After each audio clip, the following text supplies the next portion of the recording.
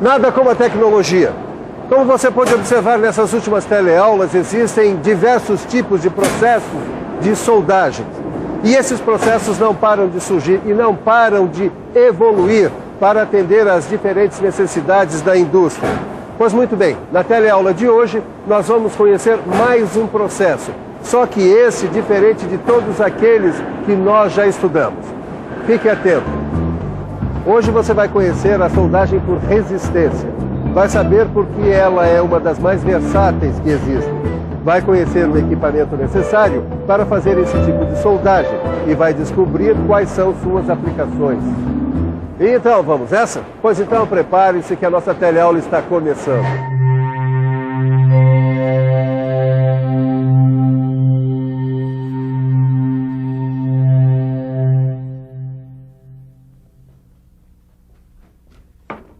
Trabalhando direto, hein, Ananias?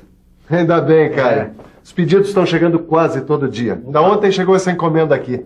Mas uma parte dela eu vou ter que mandar fazer fora. Porque precisa de um tipo de soldagem que eu não tenho aqui na oficina, não. Ah, já sei. Aquela soldagem que só se usa na indústria, né? É isso aí, Caio. Para terminar essas peças, vai precisar da soldagem por resistência. Opa, essa aí é novidade, hein? Soldagem por resistência? É nova mesmo. É diferente de todas as outras sobre as quais a gente já conversou. Todos os processos de soldagem que nós vimos até agora trabalham por fusão, ou seja, são processos que usam o calor gerado pelo gás ou pelo arco elétrico para fundir o metal de base e, dependendo do processo, também o eletrodo, e aí formar uma poça de fusão, que depois se solidifica e forma o cordão de solda. Já na soldagem por resistência, a fusão acontece numa pequena região de contato entre as superfícies a serem soldadas, provocada pelo calor gerado pelo efeito Joule. Calma que nós vamos traduzir tudo isso com a ajuda do nosso amigo aqui. Nós vamos começar a entender o que é o efeito Joule. O efeito Joule acontece todo dia quando você vai tomar banho. A resistência do chuveiro recebe uma corrente elétrica. Pois bem, a resistência do chuveiro é uma peça feita de metal e ela é chamada de resistência exatamente porque a corrente elétrica encontra resistência para passar por ela. É claro que esta é uma explicação bem simplificada do que é o efeito Joule, mas para nós basta guardar que uma corrente elétrica que passa por um metal encontra uma resistência nesse metal.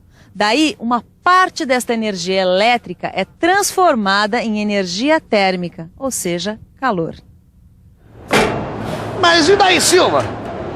O que é que esse tal de efeito Joule tem a ver com a soldagem por resistência? O efeito Joule é fundamental para a soldagem por resistência. Você está lembrado da resistência do chuveiro? Tô. Pois muito bem. Os eletrodos conduzem a corrente elétrica e essa corrente é transmitida às peças que vão ser soldadas. E já que se trata de metal, essas peças apresentam resistência à passagem da corrente. E então acontece o que ocorre com a resistência do chuveiro. Uma parte da energia elétrica se transforma em energia térmica, ou seja, calor. Ah, aí o calor provoca um aquecimento nas regiões a serem soldadas. Exatamente. Só que não basta o calor gerado pelo efeito Joule. É preciso que as peças também estejam sendo submetidas a uma pressão durante um tempo. Só então a soldagem é realizada. Soldagem por resistência, efeito Joule. Tá, agora me explica direitinho como é que essa soldagem acontece, porque eu acho que eu não entendi muito bem, Ananias. Não se preocupe, Caio. A coisa não é tão simples mesmo. Mas você vai entender tudo direitinho como acontece. Presta atenção no esqueminha que vem agora. Eu tenho certeza que a coisa vai clarear. É só pensar um pouco. Vamos pensar um pouco. Vamos ver como isso acontece. Vamos imaginar duas peças de metal que vão ser soldadas. Isso. Agora, nós temos os eletrodos. É isso aí. Os eletrodos ficam um de cada lado das peças. Agora deixa-me lembrar. Os eletrodos conduzem e transmitem corrente elétrica até as peças. Como nós temos a resistência entre as peças à passagem da corrente elétrica, aparece o efeito Joule. Uma parte da energia elétrica vira energia térmica, ou seja, calor. Ah, saquei! Esse calor aquece as superfícies em contato da junta e, com a pressão, forma a solda. Muito bem, esse é o princípio da soldagem por resistência. Como você viu, essa questão da resistividade dos metais envolvidos no processo é fundamental. Mas o que será essa tal resistividade? Resistividade. A resistividade é a característica que os metais têm de resistir à passagem de corrente elétrica. Existem metais que oferecem grande resistência à passagem de corrente elétrica. Outros, como o cobre, por exemplo, têm baixa resistividade e, por isso, são considerados bons condutores. A resistência elétrica dos metais é muito importante nesses processos de soldagem, mas não é só ela. A corrente, o tempo e a pressão também estão entre os parâmetros que interferem na quantidade de calor que vai ser gerada para a soldagem. Agora, é bom entender que a resistência é o princípio que permite a ocorrência da soldagem. E esse princípio aparece de diferentes maneiras em vários processos de soldagem. Peraí, Silva. Quer dizer então que a soldagem por resistência não é um processo de soldagem? Que negócio é esse? É isso mesmo, não é um processo, é um princípio. Um princípio que está presente em vários processos. A soldagem por resistência pode ser feita de várias maneiras. O princípio é sempre o mesmo. Uma corrente elétrica que gera calor, associada à pressão e tempo, faz com que as peças sejam soldadas. Mas esse princípio pode ser aplicado de muitos jeitos diferentes. Agora nós já sabemos que existem vários processos de soldagem por resistência. Então vamos conhecer alguns deles. Esse processo aí é a soldagem por pontos. Repare bem, os eletrodos unem as peças por um ou mais pontos. As regiões desses pontos são aquecidas por um curto espaço de tempo, enquanto dura a passagem da corrente elétrica. Depois que a corrente elétrica cessa, a pressão é mantida até que a soldagem tenha sido completada. Só aí os eletrodos são afastados. Essa aí é a soldagem por costura. Olha só, nesse processo os eletrodos são circulares. Eles transmitem a corrente elétrica e a pressão, formando uma costura de solda, que é uma série de ponteamentos sobrepostos, como a máquina de costura faz com a roupa. Essa soldagem é chamada soldagem por projeção. Na verdade, ela é muito parecida com a soldagem por pontos. Só que aqui o ponto é feito numa região da peça em que exista uma saliência, obtida por estampagem ou forjamento. Essa é a soldagem de topo. Existem dois tipos de soldagem de topo, por resistência e por centelhamento. Essa é a soldagem por resistência. As duas peças são pressionadas uma contra a outra e com a passagem da corrente elétrica e a geração de calor, a área de encontro se funde, formando a solda. E finalmente aí está a soldagem de topo por centelhamento. A diferença é que as peças são previamente energizadas e quando aproximamos uma da outra, acontece o centelhamento. Esse processo é repetido até que a temperatura esteja alta o suficiente para fazer a soldagem. Aí as superfícies são prensadas uma contra a outra e pronto, estão soldadas. Bom, e você deve estar se perguntando para que todos esses processos? A resposta é simples. Dependendo do tipo da peça, das características mecânicas do metal que vai ser soldado e da espessura das peças, a gente pode usar um ou outro processo. É por isso que no começo dessa teleaula, o título falava em versatilidade. A soldagem por resistência pode ser usada de várias maneiras em vários processos. O tanque de combustível deste caminhão foi fabricado usando a soldagem por costura, como você acabou de ver. Nesse caminhão, por exemplo, a maioria da soldagem é por ponto.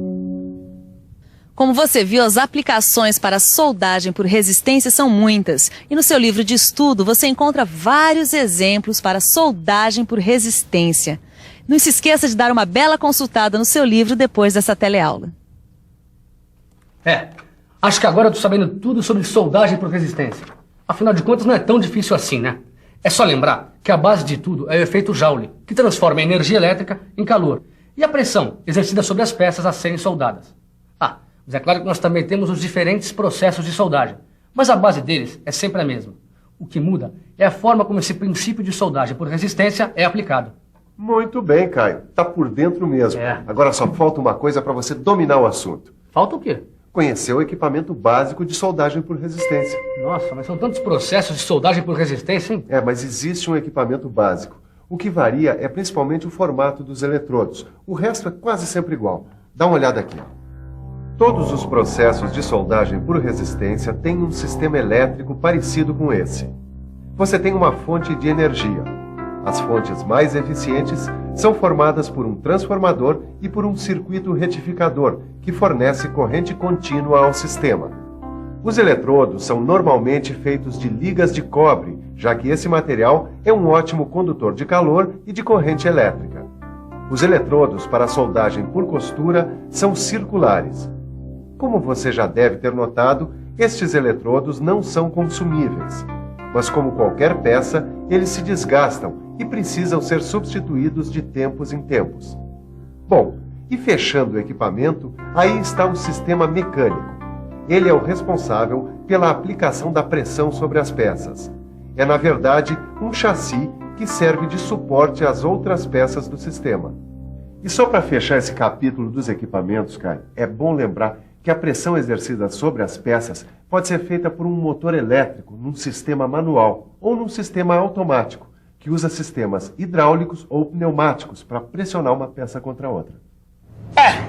A gente fecha o capítulo do equipamento, mas é agora que começa o trabalho do operador, né, Silva? Exatamente. O operador precisa ficar atento ao que a gente chama de parâmetros do processo de soldagem. Esses parâmetros são variáveis, portanto, o operador deve se preocupar com a definição dos parâmetros da soldagem, que são a intensidade da corrente, a força exercida pelos eletrodos e o tempo. Além disso, é importante que a junta seja montada de maneira que a resistência na interface das superfícies a serem soldadas seja a maior do circuito elétrico da junta, pois é exatamente nessa região que se deseja concentrar o calor e provocar a soldagem. É isso. Esses dados técnicos aparecem nos manuais especializados. E como você já sabe, eles variam dependendo do tipo de soldagem que vai ser feita. E beleza, não é?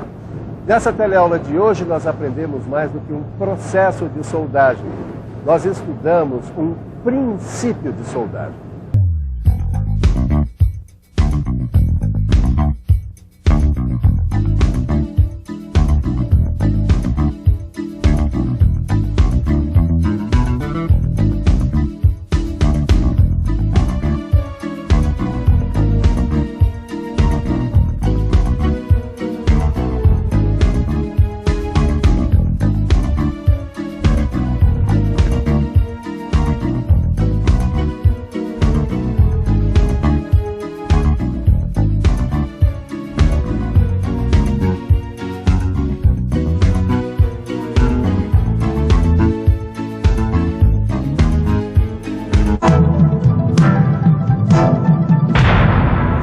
Telecurso 2000, um programa de educação do Sistema Fiesp e da Fundação Roberto Marinho.